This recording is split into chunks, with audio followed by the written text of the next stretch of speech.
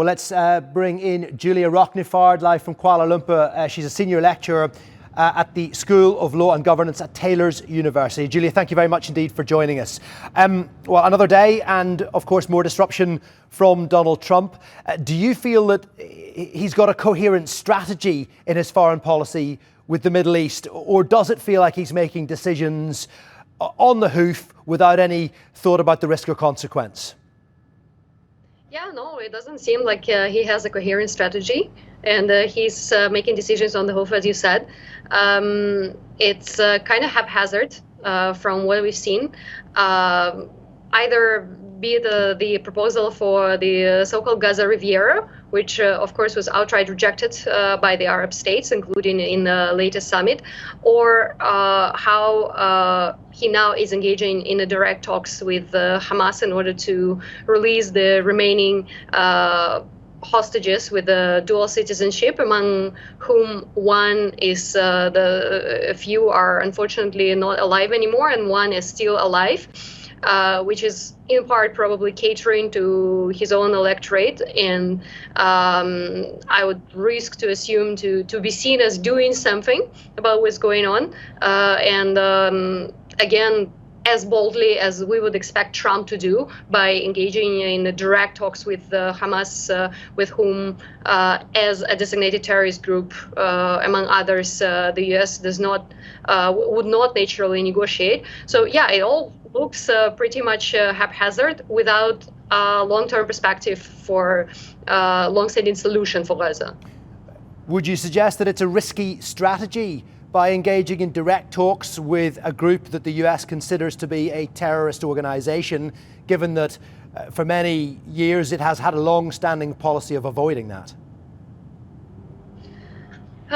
It might be risky for the domestic politics, the American domestic politics. It also might be risky or undermining Israel, as it might be seen from within Israel itself, as it doesn't leave it to Israel to negotiate with Hamas, although that has not been going very well, and takes the reins in his own hands, Donald Trump, I mean. So it might help to an extent to secure the release of these hostages with a dual citizenship, but then also the question remains, what about the others that still remain there? Is there somebody to negotiate for them, to lobby for them? Because there are, if I'm not mistaken, there is a couple of hostages, nationals of foreign countries, which still remain there. So how about them? How about the remaining Israeli hostages? And another risky thing, since we're talking about the risks, is about the point where release of all the hostages is negotiated. So what's going to happen then? Because if you look at the sentiment on the ground and the sentiment in the Israeli government, judging by the actions, there is no appetite to move on to the phase 2, which was agreed earlier between Israel and Hamas. Well, indeed. And Donald Trump has taken credit for making a ceasefire come into existence, even if it is just phase 1. That was, of course, a plan that was drawn up under Joe Biden, with no changes to that plan under Donald Trump. And phase 2 is part of that plan. But how likely do you think we're going to see that come into effect anytime soon?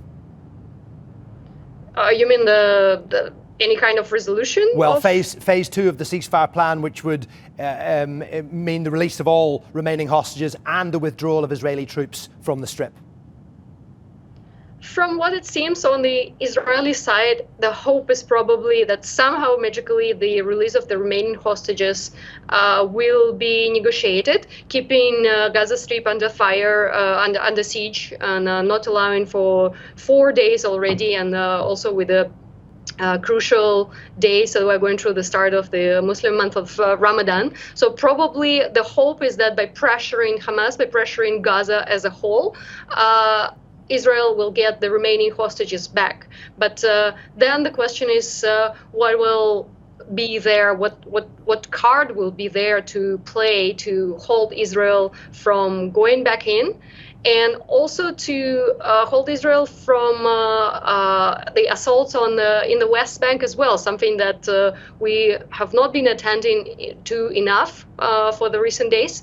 So if this continues, I'm afraid there would need to be more pressure rendered on both Israel and more, not pressure, but demands on Trump administration to pressure in turn Israel on the part of the Arab states that seem to be able to come to some sort of unity on the issue of Palestine. Because if the siege continues and people will simply continue to die just because of famine, because supplies are not delivered to Gaza, then probably there will be a talk about some kind of a military solution, bringing troops on the ground, but that should be done ideally under the auspices of the United Nations Security Council, where we hit a deadlock again. So hopefully there will be some kind of a back channel diplomacy taking place, especially from this newly gained unity of the Arab states on the issue of Palestine, trying to continuously talk to the Trump administration to do something about it and to shift to the at least negotiations on the phase 2. Julia, thank you very much for your analysis. Julia Roknifard there, senior lecturer at Taylor's University.